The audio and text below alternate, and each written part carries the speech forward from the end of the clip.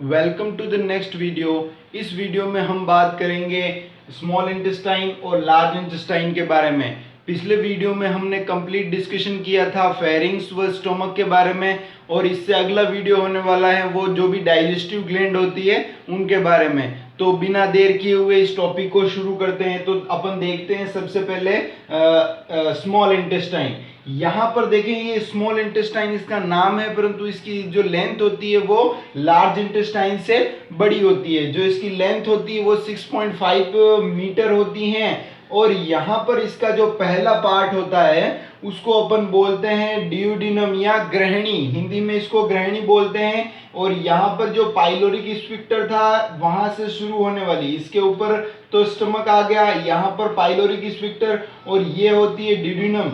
अब ये डियोडिनम होती है वो समीपस्थ व दूरस्थ भाग में क्या होती है, विभेदित होती है। और यहाँ पर एक बात आपको क्लियर बता दूं मैं कि जो यहाँ पर ये पैनक्रियाज मैंने बनाया हुआ है, और जो लीवर से बाइल जूस आता है और पैनक्रेटिक जूस आते हैं वो यहाँ पर हेपेटो पैनक्रेटिक डक्ट द्वारा यहाँ जो डियोडिनम होती है उसके दूरस्थ भाग में यहाँ पर स्फिंक्टर ऑफ ओडाई के थ्रू यहाँ पर सीक्रेट किए जाते हैं।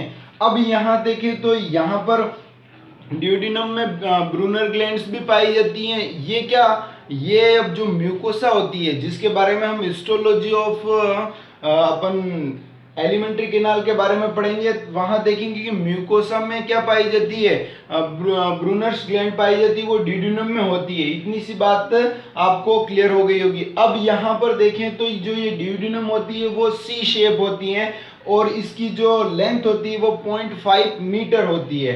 सी शेप होती है, 0.5 मीटर होती है। और यहाँ पर देखें तो इसकी जो यहाँ सी शेप में जो बीचों बीच में या दूरस्थ साइड में यहाँ पर पैनक्रियाज की डक्ट खुलती है, हेपेटो पैनक्रेटिक डक्ट खुलती है। इसका जो दूसरा पार्ट आता है उसको जेजुनम बोलते हैं या मध्यांतर बोलते हैं। ये जेजुनम इस वाले यहाँ पर इस पीछे की तरफ पाया जाता है। इसकी जो लेंथ होती है वो 2.5 मीटर होती है, और ये अधिकांश क्या होते हैं, संवहनीय होते हैं और ज्यादा लंबी और कुंडलीनुमा संरचना होती हैं। अब यहाँ जो ये बीच में जो ज्यादा कॉइल वाला पार्ट पाया जाता है इसको बोलते हैं इलियम, और जो इसकी लेंथ होती है वो इसमें सबसे ज्यादा होती है। जो स्मॉल इंटेस्टाइन होती है उसमें सबसे ज्यादा लेंथ इस इलियम की होती है। उसकी जो लेंथ होती है वो 3.6 मीटर होती है। अब यहाँ पर जो ये इलियम पाई जाती है, यहाँ पर एक अच्छी स्ट्रक्चर पाई जाती है, उनको बोलते हैं अपन पैर के पैचेस। उनके बारे में अपन आगे बात करेंगे। अब यहाँ देखें तो जो इलियम होती है, और इलियम जहाँ पर खत्म होती है उसके बाद सिकम पार्ट शुरू होता है। और यहाँ पर इलियम और सिकम के बीच में एक वॉल्व पाया जाता है जिसको इलियोसिकल वॉल्व कहते हैं। जो क्या करता है कि लास्ट में तो इधर इसकी तरफ तो इलियम होती है, और यहाँ पर क्या होता है, यहाँ पर सिकम होता है। फिर तो असेंडिंग कोलन, फिर ट्रांसवर्जन कोलन, डिसेंडिंग कोलन, और यहाँ पर सिग्मोइड कोलन आती हैं, और यहाँ पर ये रेक्टम आता है, और फिर यहाँ पर एनल कैनाल, और फिर ये एनस आ जाता है। तो इतनी सी बात आपको समझ में आ गई होगी। अपन थोड़ा सा लार्ज इंटेस्टाइन के बारे में देखते हैं। तो लार्ज इंटेस्टाइन में सबसे पहला पार्ट आता है वो सीकम होता है, वो इस जगह पे होता है। अब सीकम में एक सबसे इंपॉर्टेंट स्ट्रक्चर होती है, उसको बोलते हैं वर्मीफॉर्म अपेंडिक्स। अब यहाँ पर ये वर्मीफॉर्म अपेंडिक्स होती है, वो सीकम वो जो वर्मीफॉर्म अपेंडिक्स होती है वो पाचन की दृष्टि से क्या होती है, अवशेषी होती है। अब यहाँ देखें तो रूडिमेंट्री पार्ट होते हैं। तो यहाँ पर देखें तो ये जो अपेंडिक्स होती है इनमें क्या है कि जो रूमिनेट्स होते हैं उनमें ये क्रियाशील होती हैं, और जो स्टार्च और सेलुलोज के पाचन के इस तरीके के एंजाइम यहाँ से प्रोड्यूस होते हैं, अपने अंदर ये ज्यादा एक्टिव नहीं होती है। अब यहाँ पर कभी कभी इसके अंदर फूड पार्टिकल चले जाए तो इसकी जो सूजन आ जाती है, तो फिर ऑपरेशन करना पड़ता है, अपेंडाइटिस बोलते हैं उसको।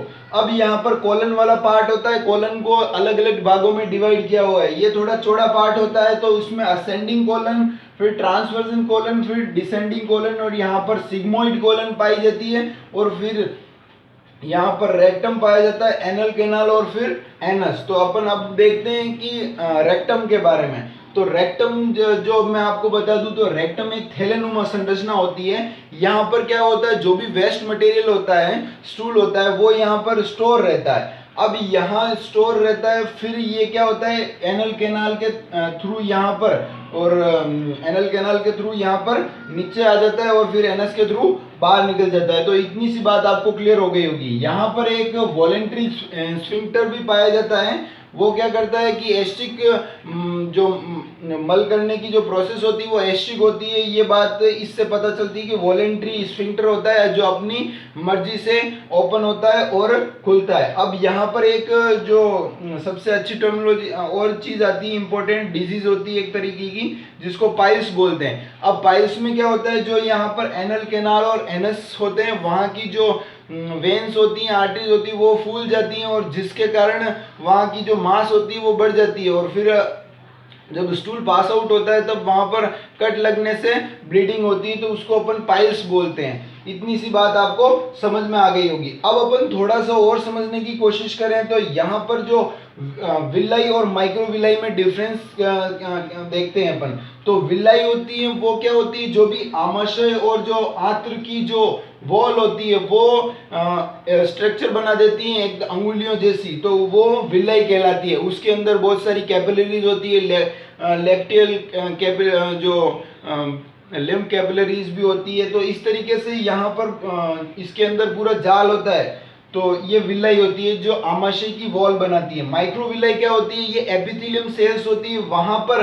यहाँ पर जो ये आउटग्रोथ निकलती है, ब्रश लाइक स्ट्रक्चर होती है, उसको अपन माइक्रोविलाई बोलते हैं। इन दोनों का फंक्शन होता है कि सरफेस एरिया बढ़ाना, जिससे ज्यादा से ज्यादा एब्जॉर्प्शन हो सके। अब यहाँ पर देखें तो माइक्रोविलाई को ब्रश बॉर्डर भी बोलते हैं। अब अपन थोड़ा सा चलते हैं किसकी तरफ, हिस्टोलॉजी ऑफ एलिमेंट्री कैनाल। अब अपन पढ़ेंगे हिस्टोलॉजी ऑफ एलिमेंट्री कैनाल। तो यहाँ पर मैंने इस जो ये एलिमेंट्री कैनाल है, इसका मैंने टीएस सेक्शन लिया हुआ है। अब यहाँ पर टीएस सेक्शन मतलब इस तरीके से काटा है और यहाँ पर आपको ये दिखाया है। तो यहाँ पर मेनली 4 तरह की लेयर्स पाई जाती है। सबसे बाहर होती है सिरोसा, फिर मस्कुलेरिस, और फिर सब म्यूकोसा और म्यूकोसा। तो चलो अपन एक एक को कंप्लीट डिस्कशन करते हैं। तो यहाँ पर जो सबसे पहला जो पोर्शन होता है, सबसे बाहर वाला होता है, उसको बोलते हैं सिरोसा। अब ये सिरोसा होता है वो बाहर की तरफ विसरल पेरिटोनियम से कवर रहता है और अंदर की तरफ इसके कनेक्टिव टिश्यू होते हैं। फिर उसके अंदर की तरफ आता है मस्कुलेरिस। मस्कुलेरिस पार्ट होता है वो जो एलिमेंट्री कैनाल में कॉन्ट्रैक्शन और रिलैक्सेशन होते हैं, और जो पेरिस्टालसिस प्रोसेस होती है उसमें ये मस्कुलेरिस जो लेयर होती है वो ज़्यादा हेल्प करती है। तो अपन सबसे पहले देखें तो यहाँ पर जो सर्कुलर मसल्स होती है और दूसरी तरफ लॉन्गिट्यूडनल मसल्स होती है। सर्कुलर मसल्स अंदर की तरफ होती है और लॉन्गिट्यूडनल मसल्स बाहर की तरफ होती है। मतलब सिरोसा से अंदर कौन सी होगी, लॉन्गिट्यूडनल, और फिर अंदर की तरफ सर्कुलर मसल्स होती हैं। अब यहाँ पर देखें तो जो ये लॉन्गिट्यूडनल मसल्स होती हैं वो क्या करती है, आहार नाल को छोटा करती है, आहार नाल को छोटा करती है और मोटा करती है। आहार नाल को छोटा करती हैं और मोटा करने का कार्य ये लॉन्गिट्यूडनल मसल्स करती हैं। और इसके जो वाइस वर्सा फंक्शन होता है वो किसका होता है, वो होता है सर्कुलर मसल्स का होता है। अब यहाँ पर एक इंपॉर्टेंट चीज रह जाती है। तो अब यहाँ पर जो आप जानते हैं कि जो कॉन्ट्रैक्शन होते हैं एलिमेंट्री कैनाल में वो ऑटोनोमस नर्वस सिस्टम द्वारा होते हैं। तो यहाँ पर फ्लेक्सेस पाए जाते हैं। फ्लेक्सेस मतलब तंत्रिकाओं के जाल पाए जाते हैं। तो सबसे जो पहला फ्लेक्सेस होता है वो होता है सर्कुलर मसल्स और सब म्यूकोसा के बीच में। सब म्यूकोसा होती है वो सर्कुलर मसल्स के नीचे पाया जाता है। पार्ट नीचे वाला पार्ट होता है, अंदर वाला पार्ट होता है। तो यहाँ पर सर्कुलर मसल्स और सब म्यूकोसा के बीच में मीजनर फ्लेक्सेस पाए जाते हैं। ये मीजनर फ्लेक्सेस कॉन्ट्रैक्शन और रिलैक्सेशन को कंट्रोल करते हैं। तो यहाँ पर और पेरिस्टालसिस गति को। अब यहाँ पर दूसरी जो फंक्शन होती है उसको मैं आपको दूसरी जो चीज होती है फ्लेक्सेस होता है वो अर्बेंस फ्लेक्सेस होता है। वो जो सर्कुलर और लॉन्गिट्यूडनल मसल्स के बीच में पाया जाता है। तो इतनी सी बात आपको समझ में आ गई होगी। अब यहाँ देखें तो तीसरा जो पोर्शन आता है उसको बोलते हैं, तीसरा जो अंदर वाला भाग होता है उसको बोलते हैं सब म्यूकोसा। सब म्यूकोसा में क्या होते हैं, लूज कनेक्टिव टिश्यू होते हैं, बहुत सारी लूज कनेक्टिव टिश्यू होते हैं, और जो ब्लड वेसल्स होती हैं, तंत्रिकाएं होती हैं, और नर्व्स होती हैं। तो इतनी सी बात आपको क्लियर हो गई होगी। अब यहाँ पर जो तीसरा वाला पार्ट होता है उसको म्यूकोसा बोलते हैं, और जो अंदर वाला पार्ट होता है इसको ल्यूमेन बोलते हैं। ल्यूमेन वो एक्चुअल पार्ट है जहाँ पर एक्चुअल में क्या, वहां पर फूड कांटेक्ट में रहता है। तो यहाँ पर जो ये आप देख सकते हैं जो उभार बने हुए हैं, ये गैस्ट्रिक रगी हैं, जो अपन आमाशय में खाली जब पेट होता है तब उनको अपन क्लियरली देख सकते हैं। तो यहाँ पर जो सब म्यूकोसा के बारे में मैंने बता दिया, अब अपन म्यूकोसा के बारे में देखते हैं। तो म्यूकोसा होती है, वहां पर सबसे इंपॉर्टेंट क्वेश्चन बनता है वो है ब्रूनर ग्लैंड्स। ब्रूनर ग्लैंड्स होती है वो ड्यूडिनम में पाई जाती है, म्यूकोसा में पाई जाती है, म्यूकोसा वाली लेयर होती है वहां पर पाई जाती है। अब अपन थोड़ा और म्यूकोसा के बारे में डिस्कशन करें तो यहाँ पर जो सबसे इंपॉर्टेंट चीज आती है वो लेमिना प्रोपिया होती है। तो लेमिना प्रोपिया होती है वो एक कनेक्टिव टिश्यू का जालनुमा स्ट्रक्चर होती है। वो यहाँ पर देखें तो जो ये जालनुमा स्ट्रक्चर होती है पूरी आंत में फैली हुई रहती है। और यहाँ पर देखें तो जो पैर के पैचेस होते हैं उसको मैं समझाने की कोशिश करता हूँ। जो ये इलियम होती है वहां पर जो ये लेमिना प्रोपिया होता है वहां पर कनेक्टिव टिश्यू का जाल होता है, और वहां पर कुछ नोड्स बने होते हैं जिनको अपन लिम्फ नोड्स बोलते हैं, उनको ही अपन क्या बोलते हैं, पैर के पैचेस। तो वो इलियम में पाए जाते हैं। अब यहाँ पर टिनी और होस्ट्रा नाम की स्ट्रक्चर आती है। तो यहाँ पर जो कॉलन होती है वहां पर तीन अनुदैर्घ्य ऐसे तरीके से वलन पाए जाते हैं जिनको अपन टिनी बोलते हैं। यहाँ पर तीन अनुदैर्घ्य वलन पाए जाते हैं कॉलन में, उनको अपन टिनी बोलते हैं, और उनसे एक बेग नामक स्ट्रक्चर बन जाती है जिसको अपन होस्ट्रा बोलते हैं। तो इतनी सी बात आपको क्लियर हो गई होगी। अब म्यूकोसा होता है, म्यूकोसा होती है वो क्या करती है, पेरिस्टालसिस में हेल्प नहीं करता है। म्यूकोसा जो लेयर होती है वो पेरिस्टालसिस में हेल्प नहीं करती है, ये सिर्फ विलाई के मूवमेंट में क्या करती है, हेल्प करती है। इतनी सी बात आपको समझ में आ गई होगी। अब अपन अगले वीडियो में कंप्लीट डाइजेस्टिव ग्लैंड के बारे में डिस्कशन करेंगे। Thank you, please subscribe this channel.